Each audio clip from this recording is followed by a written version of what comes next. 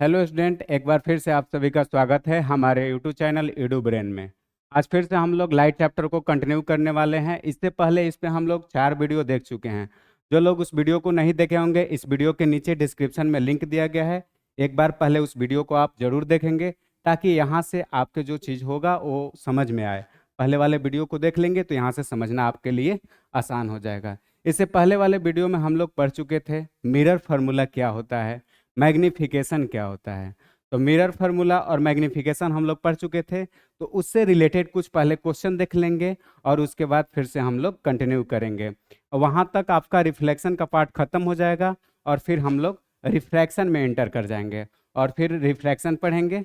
तो पहले देखिए कुछ क्वेश्चन को कर लेते हैं, उसके बाद हम लोग रिफ्रैक्शन को कंटिन्यू करेंगे। देखिए, तो आपका फर्स्ट जो क्वेश्चन है, क्या लिखा हुआ है कि इफ यू, देखिए फर्स्ट क्वेश्चन को आप ध्यान से देखेंगे। पहले आप ट्राई भी कर सकते हैं, आपको 30 सेकंड का टाइम देते हैं कि आप ट्राई कर लें इस क्वेश्चन को, आपको बन रहा है तो फिर उसके बाद हम आगे कंटिन्यू करेंगे नेक्स्ट क्वेश्चन को। देखिए आपका फर्स्ट क्वेश्चन क्या लिखा हुआ है, if you stand in front of plane mirror, यानी कि प्लेन मिरर के हम लोग क्या करेंगे, सामने में जब खड़ा होंगे तो बात, फिर उसके बाद बोल रहा है कनकेव मिरर और उसके बाद बोल रहा है कन्वेक्स मिरर, क्योंकि अभी मिरर का ही बात होगा। मिरर ही पढ़े हैं ना, लेंस तो अभी पढ़े नहीं हैं। तो बोल क्या रहा है कि आप प्लेन मिरर के पास खड़ा होंगे, यानी कि सामने में, या कनकेव के सामने में, या कन्वेक्स के सामने में। तो आपको इमेज कैसा अपीयर होगा, ये आपका कहानी फर्स्ट क्वेश्चन में पूछा गया है। तो आप ट्राई करिए, बताइए कैसे इसमें हम लोग बताएंगे। पहला नंबर तो हम लोग को ये पता रहना चाहिए कि प्लेन मिरर कैसा होता है, कनकेव मिरर कैसा होता है और कन्वेक्स मिरर कैसा होता है। तो देखिए सबसे पहले क्या हम लोग प्लेन मिरर का बनाएंगे इमेज। प्लेन मिरर आपका कैसा होता है, ये आपका प्लेन मिरर होता है, ये तो सबको पता होगा। ये मेरा क्या हो गया, प्लेन मिरर हो गया। कनकेव का मतलब क्या, जिसका इनर सरफेस क्या होगा, रिफ्लेक्टर होगा, उसको क्या बोलते हैं हम लोग, कनकेव बोलते हैं। और कन्वेक्स का मतलब क्या होता है, जिसका आउटर सरफेस क्या होगा, जिसका आउटर सरफेस रिफ्लेक्टर होगा, उसको हम लोग बोलेंगे कन्वेक्स बोलेंगे। तो ये बात आपको क्लियर रहना चाहिए। इसको क्या बोलिएगा, प्लेन, इसको क्या बोलिएगा, कनकेव, और इसको क्या बोलेंगे, कन्वेक्स बोलेंगे। ठीक है, अब हम लोग को देखना है कि इमेज कैसा बनेगा। तो प्लेन वाले के लिए हम लोग कंडीशन पढ़ चुके थे, क्या क्या, कि जब भी प्लेन मिरर होगा तो जो इमेज बनेगा सेम साइज का बनेगा। प्लेन मिरर में कैसा इमेज बनेगा, तो हम लोग लिखेंगे सेम साइज का बनेगा, सेम साइज का बनेगा। और एक बात याद रखेंगे क्या, यानी कि ऑब्जेक्ट का जो हाइट रहेगा उतना ही हाइट किसका रहेगा, इमेज का रहेगा। यानी कि हाइट ऑफ जो ऑब्जेक्ट होता है उतना ही हाइट क्या होता है, इमेज का भी होता है, इस वाले कंडीशन में। फिर इसके पीछे और कुछ लॉजिक है क्या, जितने डिस्टेंस पर ऑब्जेक्ट को हम रखेंगे, मान लीजिए कि मिरर से हम 1 मीटर डिस्टेंस पे कोई ऑब्जेक्ट को रखेंगे, तो इमेज भी जो बनेगा 1 मीटर के डिस्टेंस पे ही बनेगा। यानी कि वो दोनों का बीच का डिस्टेंस भी क्या होगा, इक्वल होगा। ये इसके लिए कंडीशन है। फिर आप बताएंगे कनकेव के लिए क्या कंडीशन है, फिर कन्वेक्स के लिए क्या कंडीशन है। तो देखिए कनकेव के लिए क्या क्या कंडीशन है, इसमें आप पॉइंट पढ़े थे क्या, कि जब इस पे रे ऑफ लाइट को पास करते हैं, ये आपका प्रिंसिपल एक्सिस रहता था, है कि नहीं। और जब इसको पार्लल, प्रिंसिपल एक्सिस के पार्लल लाइन को पास करते थे तो कहाँ कट करता था बताइए, फोकस के पास कट करता था। फिर उसके बाद हम लोग पढ़े थे क्या, कि जब फोकस के पास कट करता था तो यानी कि वो रियल बनता था। फोकस के पास कट करता था तो क्या बनता था, रियल बनता था। ऐसे कट कराते थे ना तो रियल बनता था। क्यों, क्योंकि एक्चुअल पॉइंट पे कट करता था। तो इसके साथ क्या हम लोग लिखते थे कि ये रियल होता था, और रियल के साथ क्या फ्री, तो इन्वर्टेड। तो इसका कंडीशन क्या लिखिएगा, कि रियल और इन्वर्टेड होता है। तो आपको बताना है क्या, कि प्लेन मिरर के सामने रहेंगे तो इमेज कैसा होगा, सेम साइज का होगा। इसका क्या बताइएगा कनकेव मिरर के बारे में, तो बताइएगा कि रियल होगा और इन्वर्टेड होगा। बस एक केस इसका अलग होता है। और इसमें क्या बताइएगा कन्वेक्स में, अरे जब ये रियल और इन्वर्टेड हो गया तो ये दूसरा क्या होना चाहिए, तो ये वर्चुअल आपका होगा। क्या होगा, वर्चुअल। और उसके साथ में क्या फ्री मिलेगा, इरेक्ट होगा। जब भी वर्चुअल होगा तो क्या होगा, इरेक्ट होगा। एक चीज और आपको याद रहना चाहिए क्या, कि जब भी ये आपका कन्वेक्स मिरर आता था, जब भी कन्वेक्स मिरर आता था तो क्या कंडीशन होता था, यानी कि जितना ऑब्जेक्ट का हाइट रहेगा उससे इमेज जो बनेगा छोटा ही बनेगा। तो छोटा को क्या बोलेंगे हम लोग, डिमिनिश्ड बोलेंगे। क्या बोलेंगे, डिमिनिश्ड। यानी कि जितना हाइट है ऑब्जेक्ट का, इमेज जब भी बनेगा तो उससे छोटा बनेगा, तो छोटा बनने को केस को क्या बोलेंगे हम लोग? डिमिनिश। तो इस वाले केस में हमेशा डिमिनिश्ड बनता है, ये भी आपको पता रहना चाहिए। तो फर्स्ट क्वेश्चन आपको क्लियर हो गया होगा क्या, कि if you stand front of plane mirror, concave mirror and convex mirror, तो आपको इमेज कैसा कैसा अपीयर होगा। तो जब हम प्लेन मिरर के सामने खड़ा होंगे तो कैसा लगेगा? सेम साइज का दिखेगा, जितना डिस्टेंस पे खड़ा होंगे उतना ही डिस्टेंस पे इमेज बनेगा। और दूसरा नंबर क्या, कनकेव मिरर। कनकेव मिरर में क्या बोलेंगे हम लोग? कनकेव मिरर में आपका होगा रियल और इन्वर्टेड होगा। दूसरा क्या है उसके बाद? कन्वेक्स। कन्वेक्स में क्या होगा? वर्चुअल होगा और इरेक्ट होगा। ये हम लोग का था फर्स्ट क्वेश्चन। तो किसी तरह का इसमें आपको दिक्कत नहीं रहना चाहिए, है कि नहीं। फिर देखिए हम लोग सेकंड क्वेश्चन को देखते हैं। सेकंड क्वेश्चन आप देखेंगे ध्यान से और ट्राई करेंगे सेकंड क्वेश्चन करने का, क्योंकि ये सब चीज़ पढ़ा दिया गया आपको, आप खुद से बनाने का पहले ट्राई करेंगे। और ऐसे ये हार्ड क्वेश्चन नहीं है, नॉर्मल क्वेश्चन है आपका, ट्राई करिए। क्या बोला गया है इस क्वेश्चन में? बोला गया है कि फाइंड द फोकल लेंथ। क्या निकालना है? फोकल लेंथ निकालना है। किसका? कन्वेक्स मिरर का। तो ये चीज आपको पता रहना चाहिए कि कन्वेक्स मिरर जब होगा तो फोकल लेंथ उसका क्या होगा, पॉजिटिव होगा कि निगेटिव होगा, ये चीज पता रहना चाहिए। फिर उसको हम लोग को फोकल लेंथ को निकालना है। ठीक है, रेडियस ऑफ कर्वेचर दिया गया है, आर का वैल्यू दिया गया है कितना, 16 सेंटीमीटर। तो हमको फोकल लेंथ निकालना है। ये क्वेश्चन ट्राई करिए कैसे करेंगे।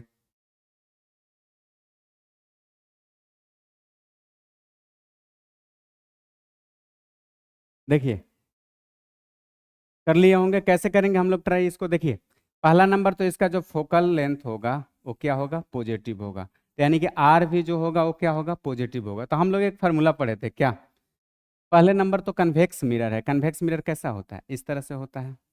आउटर सरफेस क्या होता है उसका, रिफ्लेक्टर होता है। अब इसमें क्या पढ़े थे हम लोग, ऐसे सर्कल ऐसे बनता था ना, है कि नहीं, यहाँ बीच में कहीं सेंटर होगा। हम लोग इसमें क्या देखते थे, पॉजिटिव तो होता ही था, लेकिन एक चीज और इसमें देखते थे क्या, कि जो एफ का वैल्यू होता है वो यहाँ होता है और आर का वैल्यू यहाँ होता है। यानी कि जो फोकल लेंथ का डिस्टेंस होता है उससे आर का डिस्टेंस क्या होता था, डबल होता था। तो हम लोग फार्मूला क्या लगा सकते थे, देखिए हम लोग दो चीज फार्मूला लगा सकते थे। आर इक्वल टू 2f लिख सकते थे, नहीं तो फिर क्या, एफ इक्वल टू, बताइए एफ इक्वल टू क्या लिख सकते थे, r/2 लिख सकते थे। कोई फार्मूला ये लगाएंगे आपका आंसर आ जाएगा। इसी तरह से बस आपको करना है। तो आपको निकालना क्या है, एफ का वैल्यू निकालना है। आर दिया हुआ है तो फार्मूला को रख दीजिए, आंसर आ जाएगा। एफ क्या रखेंगे, 16/2, काटिएगा 8 आएगा। यहाँ से एफ का वैल्यू क्या आया, पॉजिटिव का 8।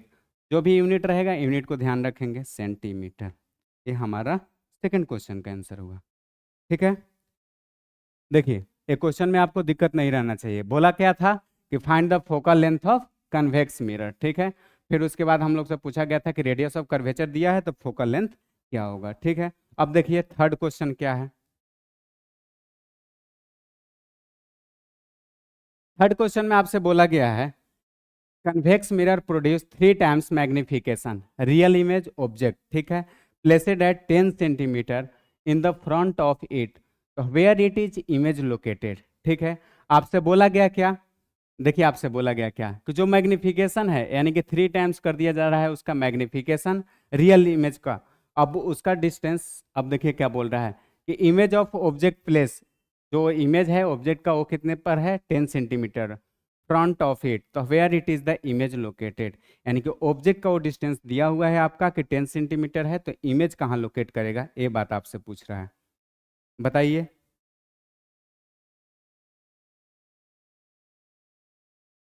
देखिए इसमें आपको क्या क्या डाटा दिया हुआ है पहले तो आप लिख लेंगे। मैग्निफिकेशन बोला है आपसे, तो एम का वैल्यू क्या होगा, 3 टाइम्स बोल रहा है तो -3।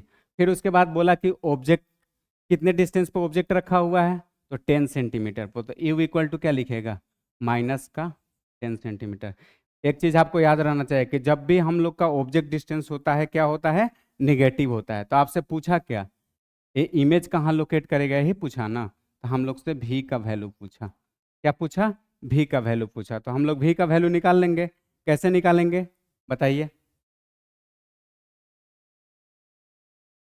कैसे निकालिएगा। तो देखिए भी का वैल्यू हम लोग कैसे निकालेंगे, क्योंकि एम का फार्मूला आप लोग पढ़े हैं, एम का फार्मूला को रखेंगे तो भी मिल जाएगा। एम का फार्मूला क्या रखिएगा बताइए? माइनस का भी अपॉन, रखिए जल्दी, माइनस का भी अपॉन यू। अब यहाँ से क्या, देखिए एम माइनस का भी के जगह पर रखेंगे माइनस का भी, यू के जगह पर क्या रखेंगे -10, ठीक है। और मैग्निफिकेशन का भी हम लोग को वैल्यू पता है -3। अब यहाँ से माइनस माइनस खत्म हो गया, ठीक है। अब इसको इधर भेजिएगा तो क्या होगा, ए डिवाइड में इधर आके मल्टीप्लाई होगा, यानी कि ये नंबर और ये नंबर मल्टीप्लाई होगा तो क्या होगा बताइए, -30। और जो यूनिट होगा आप सेम यूनिट लिख देंगे, -30 सेंटीमीटर, है कि नहीं। तो इस क्वेश्चन में क्या बोला था कि मैग्निफिकेशन जो है वो 3 टाइम्स है, मैग्निफिकेशन यानी कि एम का वैल्यू क्या है 3 है निगेटिव का, ठीक है। और बोल रहा था कि ऑब्जेक्ट को जो रखा हुआ है 10 सेंटीमीटर के डिस्टेंस पे रखा हुआ है, फ्रंट ऑफ, यानी कि मिरर के फ्रंट में ऑब्जेक्ट का जो डिस्टेंस है 10 सेंटीमीटर का है। तो फिर पूछा था कि इमेज कहाँ लोकेट करेगा, है कि नहीं, इमेज कहाँ लोकेट करेगा, ये आपसे क्वेश्चन पूछा था, ठीक है। इसी टाइप का नेक्स्ट क्वेश्चन है, आप उसको करेंगे ट्राई, ठीक है। इस क्वेश्चन को थोड़ा सा आप समझ के करेंगे तो उसी टाइप का एक क्वेश्चन है आपका। फिर देखिए 5th नंबर का क्वेश्चन, आपसे इसमें क्या पूछा गया है, ये भी ऐसे सेम इस तरह का डिस्कशन हो चुका आपका, कैसे इसको भी करिएगा। लिखा गया है कि right the magnification and the focal length of plane mirror. आपसे मैग्निफिकेशन पूछा है और फोकल लेंथ पूछा है, तो मैग्निफिकेशन इसका क्या बताइएगा बताइए।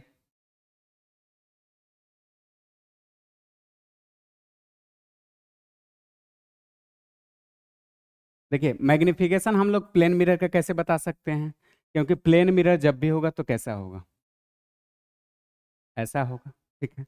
अब प्लेन मिरर में मैग्निफिकेशन बताने का मतलब क्या, देखिए फोकल लेंथ ही बताना रहता है, तो फोकल लेंथ हम लोग डिसाइड करते हैं आर पर सोचते हैं, तो फोकल लेंथ आप इसका देखिएगा तो इन्फिनेटिव हो जाएगा, क्यों होगा, क्योंकि देखिए एक आप छोटा सा सर्कल से बनाना शुरुआत करिए, एक छोटा सा सर्कल बनाए तो इसमें आपको आर पता चलेगा, फिर धीरे धीरे बड़ा करते जाएंगे, बड़ा करते जाएंगे, एक टाइम ऐसा आएगा कि ये जो सर्कल है बहुत सीधा होते जाएगा, यानी कि इसका जो रेडियस होगा क्या होगा, इन्फानाइट। कहने का मतलब क्या, कि रेडियस बहुत बड़ा होते जा रहा है, रेडियस क्या होते जा रहा है, बहुत बड़ा होते जा रहा है। तो वही बात इसमें बोल रहा है कि जब भी प्लेन मिरर होगा, क्या होगा, कि जब भी प्लेन मिरर होगा तो हमारा जो फोकल लेंथ है वो क्या हो जाएगा, इन्फानाइट हो जाएगा, यानी कि बहुत बड़ा हो जाएगा, क्योंकि स्ट्रेट हो गया ना। अब ऐसा सर्कुलर बनाइएगा तो कितना बड़ा बनेगा, तब तो ऐसा आया है। तो ये हम लोग जब भी बोलेंगे क्या बोलेंगे, कि स्ट्रेट लाइन यानी कि इन्फानाइट हो जाएगा। मैग्निफिकेशन का मतलब क्या, जब भी मैग्निफिकेशन होता है तो किसका रेशियो होता है बताइए, height of image upon height of object. हम लोग प्लेन मिरर के बारे में क्या समझ लिए हैं कि वो जब भी होता है तो कैसा होता है, सेम साइज का होता है प्लेन मिरर का। आप ऑब्जेक्ट का जो हाइट है वही हाइट किसका होता है, इमेज का, तो कैसा होता है, सेम साइज का। तो आप मैग्निफिकेशन के बारे में भी यहाँ से डिस्कशन हो गया क्या, कि मैग्निफिकेशन जब भी आएगा तो क्या आएगा, 1 आएगा। क्यों 1 आएगा बताइए, मैग्निफिकेशन 1 क्यों आएगा, क्योंकि दोनों का रेशियो जब भी होगा तो क्या होगा, 1 ही होगा, क्योंकि दोनों क्या होता है, बराबर होता है। मैग्निफिकेशन हम लोग को जानते हैं क्या होता है मैग्निफिकेशन, बताइए। मैग्निफिकेशन होता है हाइट ऑफ इमेज और हाइट ऑफ ऑब्जेक्ट। तो जब दोनों बराबर होता है तो दोनों कट के क्या हो जाएगा, 1 ही होगा ना। तो यानी कि मैग्निफिकेशन 1 होगा और फोकल लेंथ इनफाइनाइट होगा। ये हम लोग का क्वेश्चन था, ठीक है। अब यहाँ से हम लोग नेक्स्ट टॉपिक में इंटर करने वाले हैं। यहाँ तक आपका रिफ्लेक्शन का जो बात था, मिरर का जो बात था वो क्लियर हो गया। अब हम लोग रिफ्लेक्शन पढ़ेंगे, ठीक है। जो लोग अभी तक सीरियस नहीं हुए थे फिर से एक बार इस सेशन को ध्यान से देखेंगे, क्योंकि यहाँ से आपका मान लीजिए कि लाइट 2 पार्ट में डिस्ट्रीब्यूट है, तो यहाँ से आपका पार्ट 2 एक तरह से चालू हुआ। यहाँ से ध्यान देंगे अच्छे से, ऐसे ध्यान तो वहाँ से भी देना था, ठीक है ना। मान लीजिए किसी कारण से पूरा वीडियो आप नहीं देख पाए हैं तो यहाँ से आप कंटिन्यू अच्छे से देखिएगा। अब देखिए हम लोग को क्या पढ़ना है, क्या पढ़ना है, तो रिफ्रैक्शन ऑफ लाइट। क्या पढ़ना है, रिफ्रैक्शन ऑफ लाइट।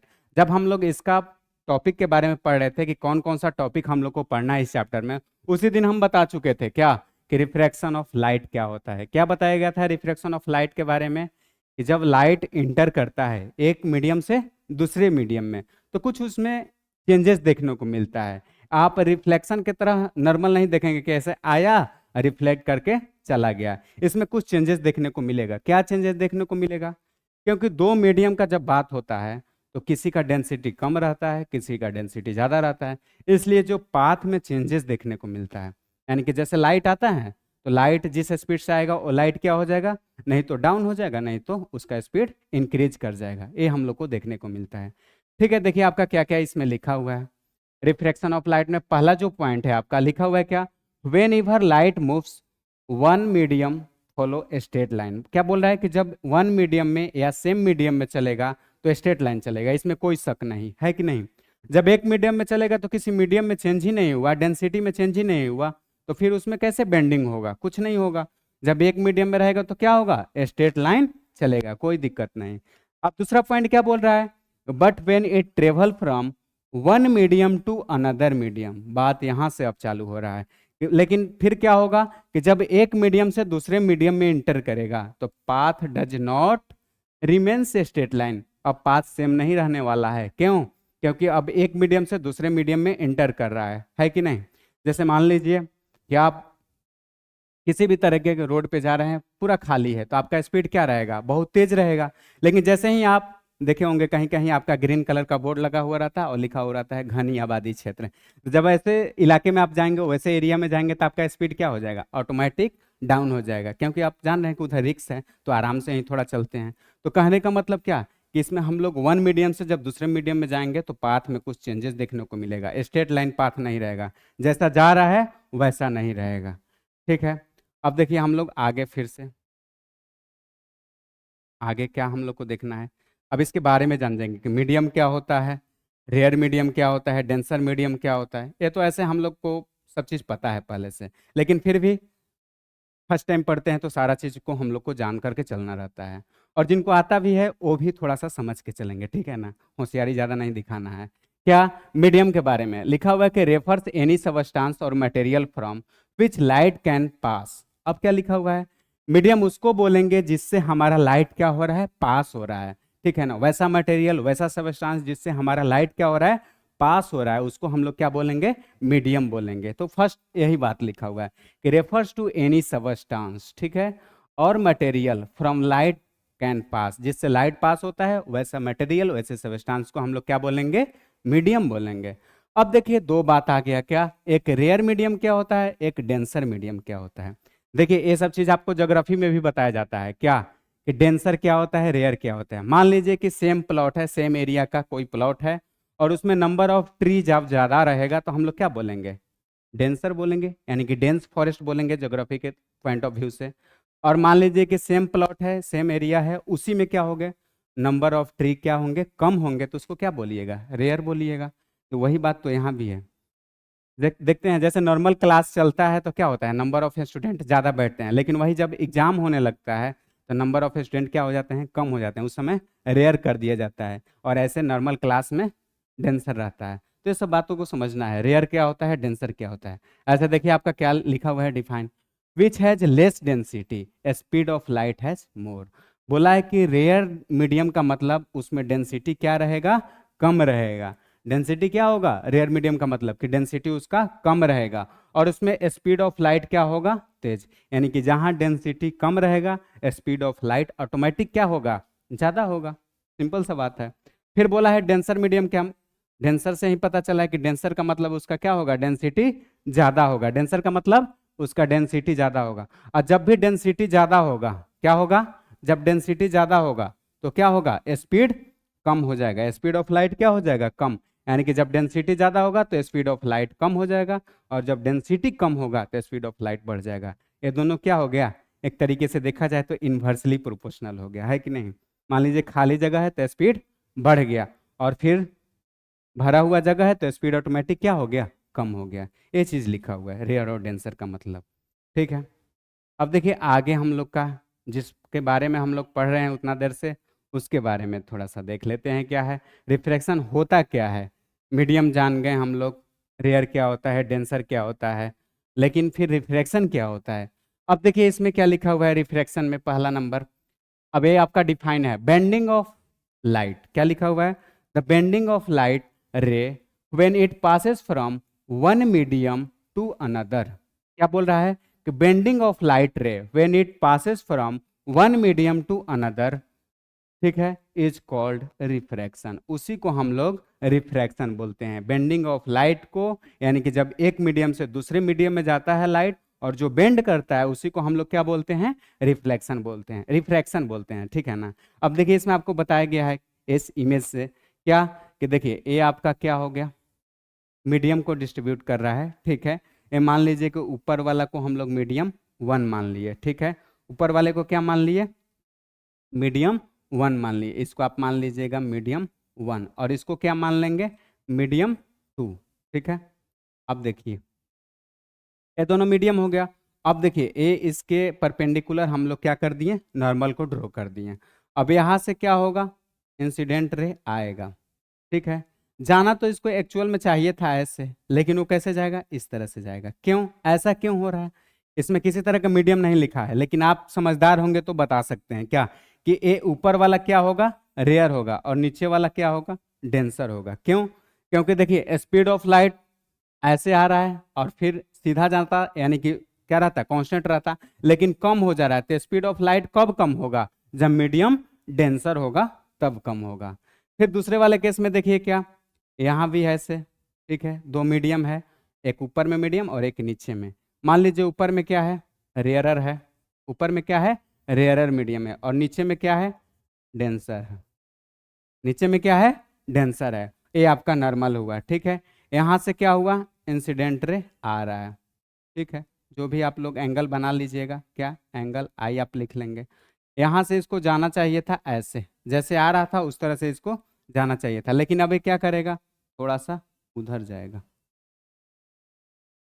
नहीं देखिए, ये थोड़ा सा आपका चेंजेस देखने को मिला, क्योंकि वैसे तो करेंगे तो हम लोग दोनों सेम हो जाएगा। ऊपर वाला क्या होगा मेरा, बताइए, ऊपर वाला मेरा होगा डेंसर, और नीचे वाला क्या होगा, देखिए ऊपर वाले को आप डेंसर लिखिएगा, नहीं तो फिर तो दोनों एक ही हो जाएगा, और नीचे वाले को क्या लिखिएगा, रेयरर लिखिएगा। अब देखिए क्यों, क्योंकि यहाँ से जब इंसिडेंट रे आएगा तो इसको सीधा जाना चाहिए था, लेकिन यहाँ रेयरर यानी कि खाली खाली होने के, रेयरर के आप एग्जाम्पल के तौर पर लिख सकते हैं एयर, और डेंसर में एग्जाम्पल के तौर पर क्या लिख सकते हैं, वाटर लिखिए, ग्लास लिखिए, ये सब आपका चलेगा। तो जब भी इसको ऐसे या सीधा आना चाहिए था, लेकिन इसका स्पीड क्या हो गया, इंक्रीज कर गया। तो स्पीड इंक्रीज करने का मतलब क्या बता रहा है आपका, स्पीड इंक्रीज करने का मतलब आपको बता रहा है कि जो पहले डेंसिटी था अब वो डेंसिटी नहीं रहा, अब क्या हो गया डेंसिटी, तो ये डेंसिटी आपका अब कम हो गया। यानी कि डेंसिटी जब क्या होगा, कम होगा, तो डेंसिटी कम होने पर क्या होगा, स्पीड इंक्रीज कर जाएगा। तो स्पीड यहाँ पर क्या हो गया, लाइट स्पीड इंक्रीज कर गया लाइट का, ये आपका हुआ। फिर देखिए नेक्स्ट, कुछ इंपॉर्टेंट टर्म्स लिखा हुआ है, वो टर्म्स को भी जानना बहुत जरूरी है। अब देखिए क्या क्या इंपॉर्टेंट टर्म आपका लिखा हुआ है, ऐसे पहले से भी आप लोग को पता होगा शायद। देखिए पहला नंबर लिखा हो गया क्या, इंसिडेंट रे क्या होता है, जैसे हम लोग रिफ्लेक्शन में जो जो चीज पढ़े थे इसमें भी वही नाम से है, इंसिडेंट रे क्या, the ray date strike the surface, यानी कि वैसा रे जो सरफेस पर स्ट्राइक करता है, ऐसे बताया गया, ऐसे लाइन आता है, तो इसको हम लोग क्या बोलेंगे, इंसिडेंट रे बोलेंगे, इसको क्या बोलेंगे, इंसिडेंट रे बोलेंगे। फिर बोला गया क्या, पॉइंट ऑफ इंसिडेंस, और जहां पर स्ट्राइक करता है वो क्या हो गया, पॉइंट ऑफ इंसिडेंस हो गया। ये लिखा हुआ है क्या, कि point where incident ray strike surface, point of incidence, ये मेरा हो गया इंसिडेंट रे, और ये हो गया पॉइंट ऑफ इंसिडेंस हो गया। ठीक है, फिर उसके बाद बोला है क्या, रिफ्लेक्टेड रे क्या होता है, तो लिखा गया है कि the ray that change its path when it travel from one medium to another. और रिफ्लेक्टेड रे क्या होगा, जैसे मान लीजिए बार बार वही बात, ये ऊपर में एयर है यानी कि रेयरर है, और नीचे में डेंसर है, नीचे में क्या है, डेंसर है, यानी कि वाटर होगा, नहीं तो ग्लास होगा। अब यहाँ से क्या होगा, यहाँ से इसको आना तो चाहिए था ऐसे, लेकिन जब डेंसर में आता है तो क्या हो जाता है, इस तरीके से आता है, ये आपका नॉर्मल हो गया। तो ये बताना क्या चाह रहा है, यानी कि इसको हम लोग जब इंसिडेंट रे बोलेंगे तो इस वाले को क्या बोलेंगे, रिफ्लेक्टेड रे बोलेंगे, रिफ्रैक्टेड रे बोलेंगे। ठीक है, अब फिर नॉर्मल क्या हो गया, ये 90 डिग्री वाला जो परपेंडिकुलर है, इसको क्या बोलिएगा आप, नॉर्मल बोलिएगा, इसको क्या बोलिएगा, नॉर्मल बोलिएगा। तो ये सब चीज आपको क्लियर आना चाहिए। ठीक है ना, ये आपका हो गया सरफेस, ऊपर वाले को मान लिए रेयर, नीचे वाले को डेंसर, इसको बोलते हैं इंसिडेंट रे, इसको बोलते हैं पॉइंट ऑफ इंसिडेंस, इस वाले परपेंडिकुलर जो लाइन है उसको नॉर्मल बोलते हैं, और इस वाले लाइन को क्या बोलेंगे हम लोग, रिफ्रैक्टेड रे। ठीक है ना, तो ये सब चीज आपको पता होगा, डिफाइन के तौर पर आप याद कर लेंगे। ऐसे तो आप पढ़ने ही से आपको ये क्या हो जाएगा, डिफाइन क्लियर हो जाएगा। देखिए उसके बाद हम लोग को ये 2 पॉइंट और लिखा हुआ है। क्या लिखा हुआ है, 2 पॉइंट और लिखा हुआ है कि एंगल ऑफ इंसिडेंस क्या होता है, एंगल ऑफ रिफ्रैक्शन क्या होता है। ये भी आपको क्लियर रहना चाहिए। क्या ऐसे सरफेस बनाते हैं हम लोग और यहाँ पर क्या है, इसको बोले हम लोग क्या, इंसिडेंट रे बोले हैं, ठीक है। और ये आपका क्या हो गया, नॉर्मल हो गया। अब यहाँ पर ऐसे जा रहा था, क्योंकि जाना चाहिए था ऐसे, लेकिन जा रहा था ऐसे, ठीक है। अब देखिए क्या होगा, यहाँ से जो एंगल बना वो क्या होगा बताइए, ये एंगल को हम लोग आई बोलते हैं, ठीक है ना। और फिर देखिए जब भी बनता है एंगल तो नॉर्मल से बनता है, ठीक है। तो अब यहाँ से एंगल हम लोग बनाएंगे तो क्या बनेगा, इस वाले को आर बोलेंगे। इस तरह से हम लोग को समझना रहता है।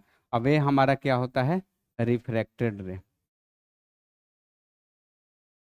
रिफ्रैक्टेड रे, वो क्या होता है, रिफ्रैक्टेड रे होता है। ये सब चीज आपको क्लियर रहना चाहिए। तो यही बोला है कि एंगल ऑफ इंसिडेंस क्या होता है, the angle between incident ray and normal, यानी कि ये नॉर्मल और इंसिडेंट रे के बीच को एंगल को बोलते हैं एंगल ऑफ इंसिडेंस। फिर नेक्स्ट में बोला है कि एंगल ऑफ रिफ्रैक्शन किसको बोलेंगे, एंगल ऑफ रिफ्रैक्शन किसको बोलेंगे, तो एंगल ऑफ रिफ्रैक्शन किसको बोलिएगा, एंगल बिटवीन रिफ्रैक्टेड रे एंड नॉर्मल, यानी कि नॉर्मल और रिफ्रैक्टेड रे के बीच को, यानी कि ये आपका हुआ नॉर्मल और ये हुआ रिफ्लेक्टेड रे, इसके बीच को हम लोग क्या बोलेंगे, एंगल ऑफ रिफ्रैक्शन बोलेंगे। ये तो बात क्लियर हो गया होगा। अब देखिए हम लोग नेक्स्ट, ये हम लोग को पढ़ना है लॉज ऑफ रिफ्रैक्शन। रिफ्रैक्शन पढ़ लिए तो उसका कुछ हम लोग नियम भी जान जाएंगे, लॉज ऑफ रिफ्रैक्शन। अब देखिए 2 पॉइंट बहुत ही इंपॉर्टेंट है। जैसे लॉज ऑफ रिफ्लेक्शन पढ़ रहे थे तो उसमें भी आपका 2 पॉइंट था, याद है ना कि भूल गए क्या, उसमें आपको बताया गया था 2 पॉइंट। 2 पॉइंट आपको ये बताया गया था कि एंगल ऑफ आई, यानी कि एंगल ऑफ आई कहने का मतलब क्या, angle of incidence equal to angle of reflection. और दूसरा क्या बताया गया था कि incident ray, normal and reflected ray lie on the same plane and same point, यानी कि एक ही प्लेन में एक ही प्लेन में लाई करते हैं और एक ही पॉइंट पे लाई करते हैं, ये आपको बताया गया था। उसी तरह से लॉज ऑफ रिफ्रैक्शन जब देखेंगे हम लोग तो इसमें भी आपका 2 लॉ है, क्या क्या है, incident ray, normal and reflected ray lie on the same plane. ये तीनों कहाँ लाई करते हैं, सेम प्लेन सेम पेपर में लाई करते हैं। फिर उसके बाद क्या बोला गया है कि the ratio of sine angle and the incident और the angle sine angle of refraction, यानी कि कहना क्या चाह रहा है, यहाँ आपको बताया गया है कि जो साइन आई रहेगा अपॉन साइन आर रहेगा, उसका जो रेशियो होगा वो क्या होगा, कांस्टेंट होगा। वो क्या होगा, कांस्टेंट होगा। ये आपसे बताना चाह रहा है, वो क्या होगा, कांस्टेंट होगा। वही बोला है कि the ratio of sine of angle, sine angle incidence और sine of angle refraction always constant for particular pair of medium for a fix wavelength. अब बोला है कि आपका मीडियम फिक्स रहना चाहिए, यानी कि जिस मीडियम में मेजर कर रहे हैं तो दोनों को उसी मीडियम में मेजर करिए, तब ये बात चलेगा। Sine i by sine r क्या होगा, कांस्टेंट रहेगा, ठीक है ना। अब इसको हम लोग बोलते हैं क्या क्या बोलते हैं, तो पेयर ऑफ मीडियम बोल सकते हैं इसको, या वेवलेंथ बोल सकते हैं, ठीक है। अब देखिए ये सब चीज पर डिपेंड करता है, कैसे, ये बोल दिया गया कि ये हमेशा कांस्टेंट रहता है, ठीक है ना। Sine i upon sine r जो है वो क्या रहता है, कांस्टेंट रहता है। तो वही बताया कि पेयर ऑफ मीडियम रहना चाहिए, क्या, कांस्टेंट रहना चाहिए। जब एक पेयर ऑफ मीडियम रहेगा तब ये बात चलेगा, एक ही वेवलेंथ का बात होगा तब चलेगा। ये नहीं कि आप पेयर ऑफ मीडियम चेंज कर दिए आप फिर भी कह रहे हैं कि कांस्टेंट होगा, तो ये बात आपका गलत हो जाएगा, है कि नहीं। तो अभी तक हम लोग क्या क्या पढ़ लिए हैं, एक बार आपसे बताइए। जो पिछले वाले सेशन में हम लोग पढ़े थे मिरर फार्मूला, मैग्निफिकेशन, उस पर बेस कुछ क्वेश्चन कर लिए। फिर उसके बाद हम लोग रिफ्रैक्शन को स्टार्ट किए। रिफ्रैक्शन क्या होता है, रिफ्रैक्शन में मीडियम क्या होता है, रेयर मीडियम क्या होता है, डेंसर मीडियम क्या होता है। फिर उसके बाद रिफ्रैक्शन का डिफाइन। फिर उसके बाद हम लोग लास्ट में क्या देखें, laws of refraction, laws of refraction ये हमारा। फिर अब देखिए अब लास्ट आपको बताया गया है वही जो पॉइंट हम आपको पहले बता चुके हैं, वो 2 पॉइंट आपको बताया गया है। देखिए कैसे क्या क्या बताया गया आपको।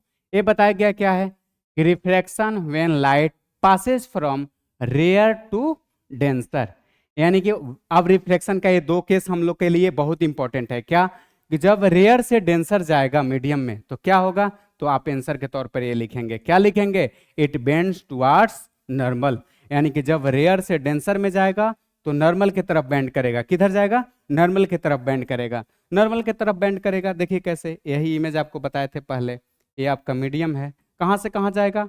रेयर से। तो ऊपर वाले को क्या लिखेंगे? रेयर, और नीचे वाले को डेंसर।